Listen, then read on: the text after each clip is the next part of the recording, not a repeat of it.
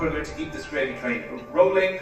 Our next speaker has his work cut out for him to match what's gone before, but I'm sure that he'll be more than up for it. He's the co-founder of Tulsia, which is a strategic media and content management company. And he basically works across platforms ranging from motion pictures to television, new media and publishing, so an integrated content creator, because now, of course, we consume, and in particular, the millennials consume content across a multitude of channels. So if you want to create content for the masses, the new masses need you to have an integrated approach. Anyway, enough from me. He's going to talk to us about trying to find a bit of certainty in rather uncertain times. And in that way, it's a continuation of what you were saying. Times are interesting, not necessarily the best possible way globally. We're looking at a return to nativism. We're looking at a return towards xenophobia. We're looking, like you very rightly said, at a stark fear of the other.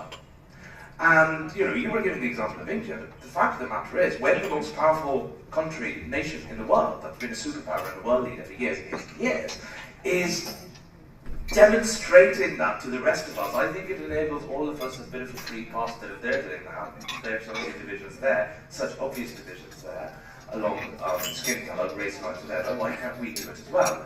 But anyway, I'm not going to lower the tone anymore. Please can you join me in showing a lot of love and appreciation for the co-founder of Tulsia, Mr. Datta Dave. Here he is, sir. Come on, sir. Let's give him a proper round of applause, ladies and gentlemen. You're very good. It is very difficult to go after Anjum Rajabali. It's a big mistake on my part to decide to speak at a conference that one of our clients is speaking at. Makes you look really bad. So when Lohit, the enterprising founder of Phyzok, asked me to come to Dubai to speak, I was like, cool, weekend in Dubai, sounds good.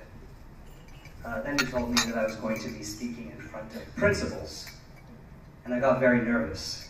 And I know that this has been a theme for folks speaking in front of educators, but for me, it's even more challenging because I was actually a very bad student. How many of you here have actually been kicked out of school?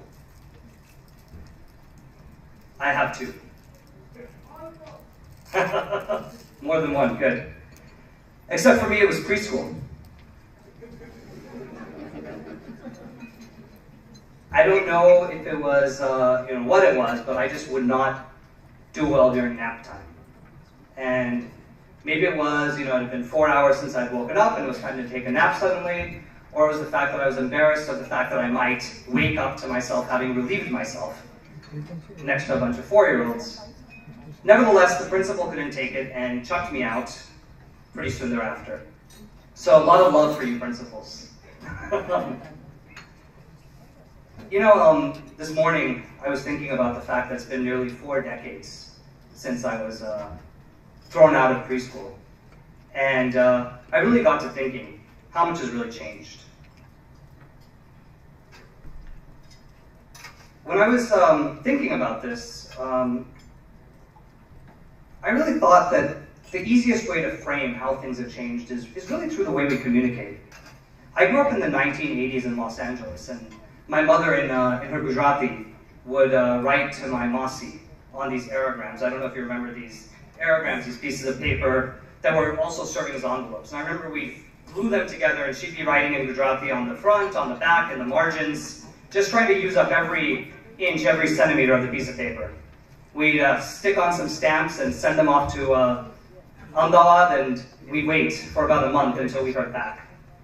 You contrast it today, you fast forward and you start realizing it's so different. The amount of time that I'll be up here speaking, my Masi and my mom could have had the same conversation that they had through the course of a year in about 10 minutes. And it would be on Facebook or WhatsApp or WeChat or Skype or 10 other ways that we've sort of learned and sort of technology has enabled us to communicate all the time. Things have changed so fast, and it's really hard to keep up. And that's been the fascinating thing for me personally. As young as I may feel, nothing makes me realize my age. as when I see how much technology has evolved and continues to evolve. Let's think back for 1 minute. When we were young, we had the box TV before the flat screen TV. Some of us even had the dial ones before the remote controls. We used VHS tapes, had DVD players. Some of the fortunate ones got to experience ultra high definition with laser discs.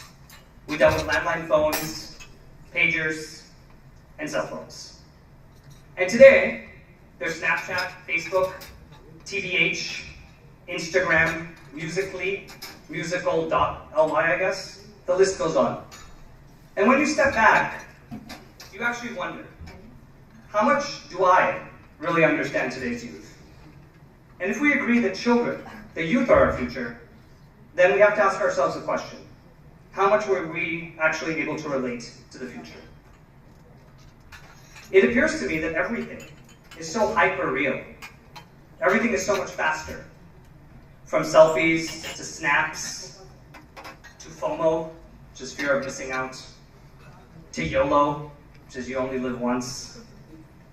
And as I stand up calling it hyper-real, for them it's not hyper anything. It's simply their reality.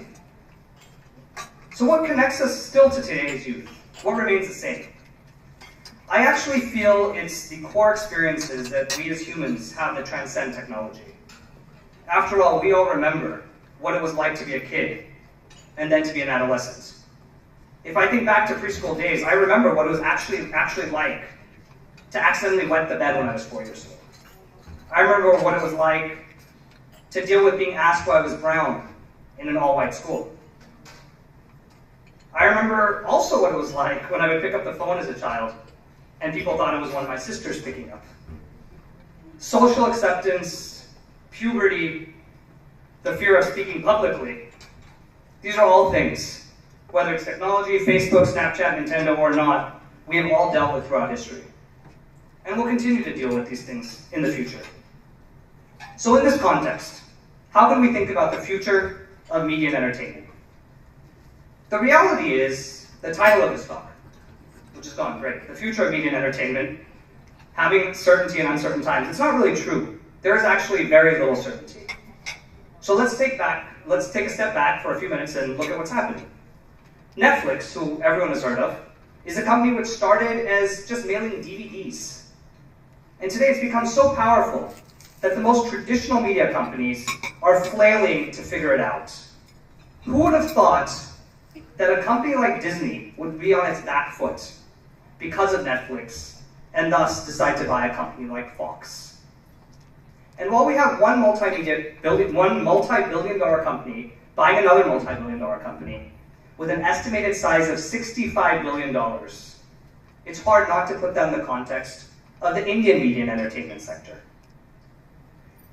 The entire Indian media and entertainment sector is about $20 billion. The home video market in the United States is $20 billion. We talk about the number of movies we make in India, close to about 1,200 a year. Those 1,200 films are just about $3 billion in theatrical revenue. You can take just three of Hollywood's top films last year, Star Wars, Beauty and the Beast, and Despicable Me 3, and that would equate to the theatrical revenues of 1,200 Indian films. Now, on one hand, we can say how small the Indian media and entertainment industry is in real dollar terms. On the other hand, we can say how much opportunity there is for it to become a $200 or $300 billion industry.